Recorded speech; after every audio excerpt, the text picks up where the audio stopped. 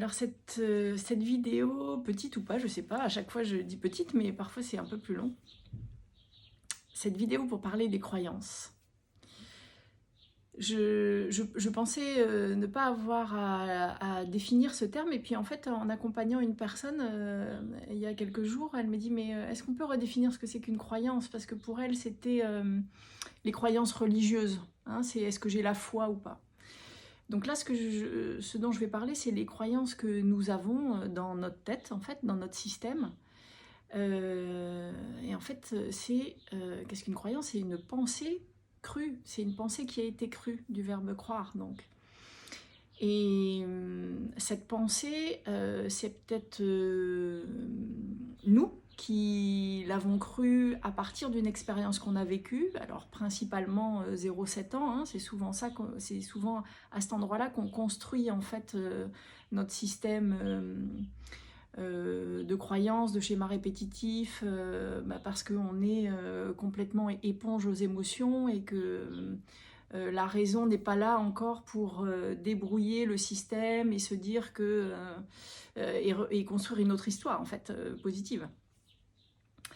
Donc on a pu croire et faire un jeu de domino par rapport à une situation qu'on a vécue. Et puis cette croyance qui est là, elle peut aussi être complètement adoptée de façon innée au niveau transgénérationnel. Évidemment, par exemple, si il y a vraiment une branche du transgénérationnel où les femmes ont souffert, on va porter la croyance que les femmes, elles sont faites pour souffrir. Voilà, par exemple. On ne sait pas d'où ça vient, mais on s'aperçoit au fur et à mesure qu'on a l'impression qu'il n'y a que les femmes qui souffrent et pas les hommes, par exemple. Ce qui est complètement... quand on regarde ça de près, on voit bien qu'on a des œillères, en fait, et qu'on n'a pas la conscience complètement ouverte pour voir ce qui se passe en totalité. Mais donc cette pensée qui a été crue, effectivement nous met des œillères et voire nous met une paire de lunettes qui fait qu'on va toujours voir le film de notre vie avec cette paire de lunettes. Donc si j'ai la paire de lunettes, les femmes sont toujours en train de souffrir et les hommes non, tout ce qui va m'être donné à voir, je vais le teinter avec cet émotionnel-là. Et je vais me construire une histoire qui va me provoquer effectivement des émotions et puis des schémas répétitifs à partir de cette base, de cette paire de lunettes. Et évidemment, des paires de lunettes, on en a des milliers, puisqu'on a des croyances voilà, par paquet de 100, quoi. Donc tout le travail, ça va être d'introspection, d'écologie intérieure, c'est à quoi je crois. Et comment je fais ça? Mais je regarde en fait comment se déroule la vie devant moi. Parce qu'il n'y a jamais de cause extérieure, il y a juste comment je regarde la vie. Les faits peuvent être neutres, mais moi je peux les regarder avec les lunettes d'humiliation par exemple, et puis quelqu'un qui va vivre exactement la même séquence de vie, si cette personne a les lunettes de trahison, elle va le vivre comme une trahison. Donc c'est de regarder comment ça se passe dans ma vie et comment je l'interprète. Et à partir de ce moment-là, je peux regarder en quoi je crois en fait. Moi, ce qui me touche particulièrement en ce moment, c'est les croyances sur l'amour. Parce qu'en fait, elles sont nées de comment on a été élevé par nos parents. Alors, je dirais même pas aimé par nos parents, mais parce que quand on est bébé, tout ce que nous donnent ou nous donnent pas nos parents, tout ce qu'ils font ou ce qu'ils font pas, est intégré comme de l'amour, puisqu'ils sont censés, de façon naturelle, nous donner l'amour et nous donner tout ce qu'on a besoin, en fait. Donc le schéma parental va nous imprimer en fait des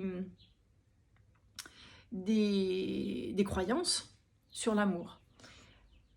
Et on va parler que de cette vie-là, hein, parce qu'on peut parler de la multidimensionnalité ou pas, mais là ça va suffire. Notre vie suffit toujours à regarder en fait et à observer ce qui se passe et ce qui est imprimé en nous de façon inconsciente. Donc si il peut y avoir des croyances, si on a été dans une famille maltraitante, et ben à l'intérieur le système va penser que l'amour est dangereux, par exemple. Et ça va devenir une croyance qui va nous poursuivre et qui va être imprimée sur notre système que l'amour est dangereux. Ça peut être l'amour est humiliation, par exemple. Ça peut être l'amour est trahison. Ça peut être l'amour n'est pas sécuritaire. Peu importe, les mots vont être en fonction de l'histoire qu'on a vécue en fait et du système qui va poser ses propres mots. Donc, comment on sait quelles croyances on a adoptées, quelles croyances on a achetées dans ce système-là, dans notre intelligence artificielle dont on n'a pas conscience, et on va regarder la vie, et quand il y a des schémas répétitifs, on va voir à quoi on croit, à quoi on pense dans cette situation-là, et ça va permettre de faire le retournement et de voir ce qui a été imprimé sur notre système.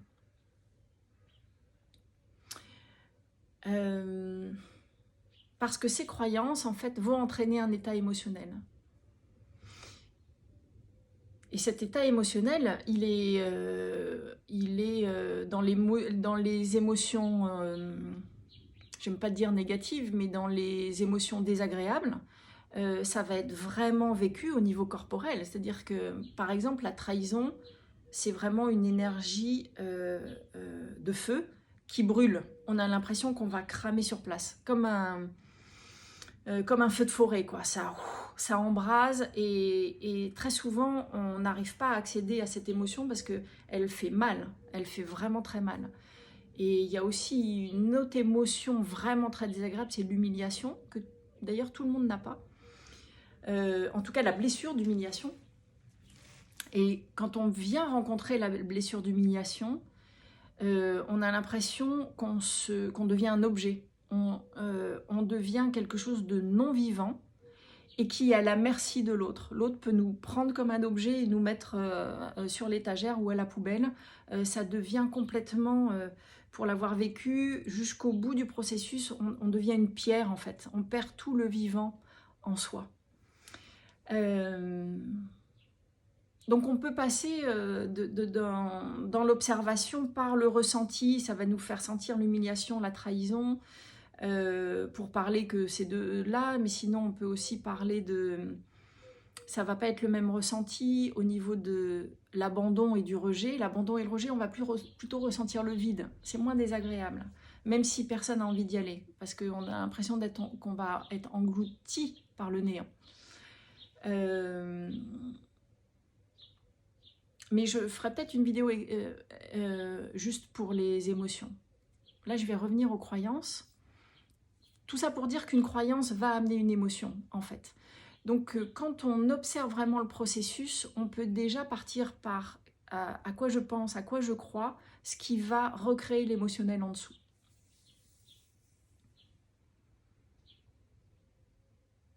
Donc, encore une fois, les croyances, on en a par milliers, hein, donc... et quand on a la possibilité de trouver une croyance racine, ça va faire un effet domino, c'est-à-dire qu'on a vraiment la croyance qui a fait pousser tout l'arbre, je sais pas, toutes les fleurs de croyances autour. Et quand on arrive à trouver la croyance racine, en fait, on n'a pas besoin de travailler sur les 1000 autres croyances qui sont sur cet arbre-là.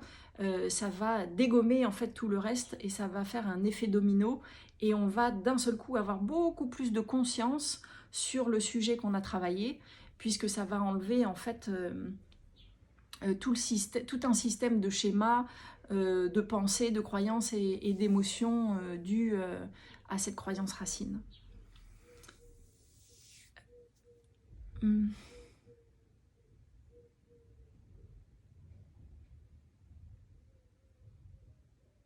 Et comme en fait ce monde dans lequel nous vivons est holographique, n'a finalement aucune vraiment structure, on peut changer nos croyances. encore une fois, elles peuvent être limitantes, donc on peut changer pour que ça soit beaucoup plus facile et fluide dans notre vie, et on peut même changer une croyance négative en croyance positive, puisque tout le monde que nous vivons est en fonction de nos pensées et de nos croyances. Donc quand on va travailler sur une croyance, quand on va la changer, en fait le film de notre vie va changer, parce que les filtres que nous portons sur nous n'auront plus la même couleur.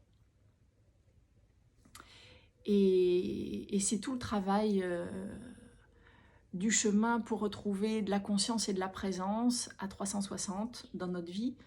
C'est de regarder à quoi on croit, à quoi on pense, et ce qu'on achète de vrai, ce qu'on adopte de vrai. Est-ce que ça vient de nous, est-ce que ça vient pas de nous? Et même si ça vient pas de nous, on l'enlève, et si ça vient de nous, on l'enlève. On a le choix vraiment de regard et de changement de croyance. À bientôt.